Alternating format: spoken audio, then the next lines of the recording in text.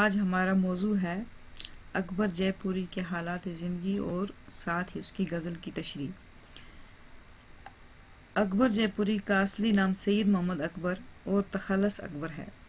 ادبی حلقوں میں اکبر جے پوری کے نام سے جانے جاتے ہیں، یعنی ادبی دنیا میں اکبر جے پوری کے نام سے جانے جاتے ہیں۔ اکبر کی ولادت 23 اکتوبر 1928 عیسوی کو جے پور راجستھان میں ہوئی تھی۔ ان کے والد کا نام آغا سعید علی آبدی تھا۔ اکبر جے پوری پیشے سے معلم تھے، یعنی استاد تھے۔ آپ کا ادبی سفر 20ویں صدی کی چوتھی دہائی میں ان کے وارد کشمیر ہونے سے پہلے ہی شروع ہوا تھا، یعنی ابھی وہ کشمیر نہیں آئے تھے، ابھی راجستھان سے ابھی کشمیر نہیں آئے تھے، اس سے پہلے ہی کشمیر آنے سے پہلے ہی انہوں نے ادبی دنیا میں سفر قدم رکھا تھا۔ اکبر جے پوری غزلوں کے علاوہ اکبر جے پوری نے حمد، نعت، مدح اور رسائی نظمیں بھی لکھی ہیں۔ بنیادی طور پر وہ رومانی شاعر تھے۔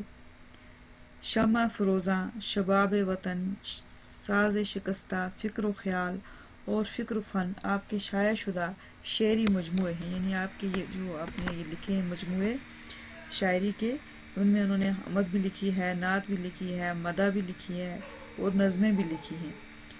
لیکن اصلی ان کا بنیادی طور پر ان کی شاعری کا جو مقصد تھا وہ تھا رومانی شاعری۔ ان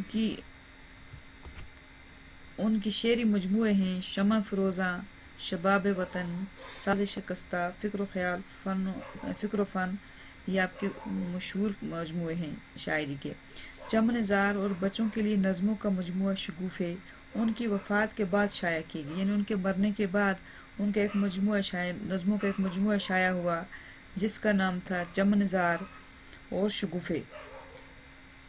اکبر جے پوری 4 مارچ 1998 عیسوی کو سری نگر کے حسن آباد ریناواری علاقے میں انتقال کر گئے، یعنی وصل بحق ہو گئے۔ وصل بحق ہو کے مطلب ہو گیا انتقال کر گئے۔ اب ہے اس کی غزل۔ اکبر جے پوری کی ایک ہی غزل ہے، اس کی تشریح کرتے ہیں۔ کس کو معلوم ملے خاک میں منظر کتنے، اپنے آئینے میں چھپائے ہیں سکندر کتنے۔ غزل کے مطلع میں، یعنی غزل کے پہلے شعر میں اکبر دنیا کی بے ثباتی کا ذکر کرتے ہوئے فرماتے ہیں کہ یہ دنیا ناپائیدار ہے، یعنی یہ دنیا فانی ہے، اس کی ہر چیز فنا ہونے والی ہے۔ بادشاہ سکندر اعظم جیسے کتنے ہی فاتح اور طاقتور اس دنیا میں آئے اور چلے گئے، آج ان کا نام و نشان بھی نہیں، سب مٹی کے ساتھ مٹی ہو گئے۔ دوسرا شعر تشنا لب ترسا کیے پیاس لیے آنکھوں میں، اور محلوں میں چھلکنے لگے ساگر کتنے۔ اس شعر میں جذبہ ہمدردی کی دم توڑتی ہوئی تصویر کا ذکر کرتے ہوئے اکبر فرماتے ہیں کہ قدرت کی کاریگری بھی کتنی عجیب ہے، سمجھ میں ہی نہیں آتا۔ ایک طرف مفلس شراب کی ایک بوند کو ترستے ہیں تو دوسری طرف دولت مند لوگوں کے محلوں میں شراب کے پیالے لبالب بھرے رہتے ہیں۔ شاعر کے کہنے کا مطلب یہ ہے کہ ایک طرف غریب لوگ بھوک اور پیاس سے تڑپ رہے ہیں تو دوسری طرف امیر لوگ عیش و آرام سے زندگی بسر کر رہے ہیں۔ پرچم امن لیے پھرتے ہیں شہروں شہروں، آستینوں میں چھپائے ہوئے خنجر کتنے۔ اس شعر میں اکبر نے ان خود غرض انسانوں کا ذکر کیا ہے جو دکھاوے کے لیے امن کا پرچار کرتے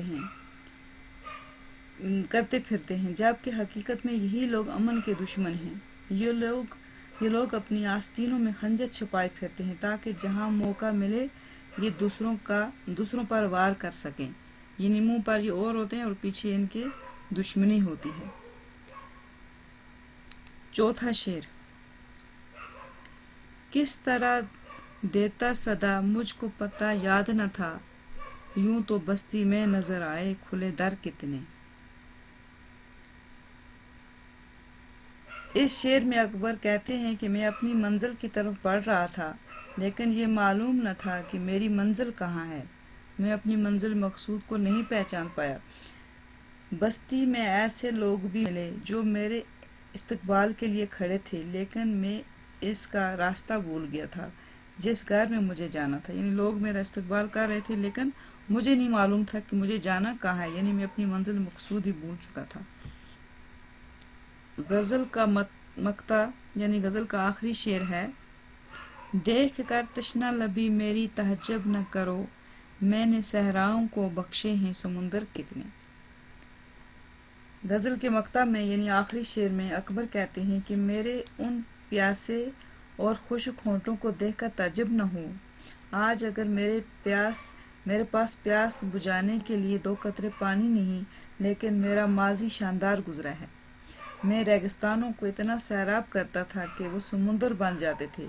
इस शेर में शायर ने अपने वीरान हाल के साथ साथ शानदार माजी का भी जिक्र किया है।